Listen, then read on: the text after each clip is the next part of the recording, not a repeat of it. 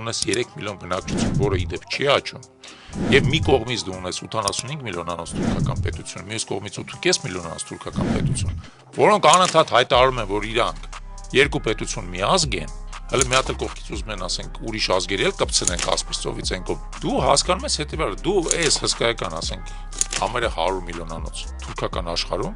միացած փուճուր սեպ է 3 միլիոնանոց։ Ու դու պետք է մտածես այդ սեպը ո՞նց ես պահում։ Եվ անկախ նրանից թե դու հարաբերություն հետ ոնց ես կառուցում այդ թուրքական աշխարհի հետ, դու գնում ես այն ճանապարհով, որը գործող իշխանությունն է առաջարկում, որ ասում է այ գնանք իրանց հետ հաշտվենք, թե գնում ես այն ճանապարհով, որ մենք ենք առաջարկում, ասում ենք չէ, հաշտությունը հնարավոր է միայն ուժի դիրքերից, հա, դու միևնույնն է,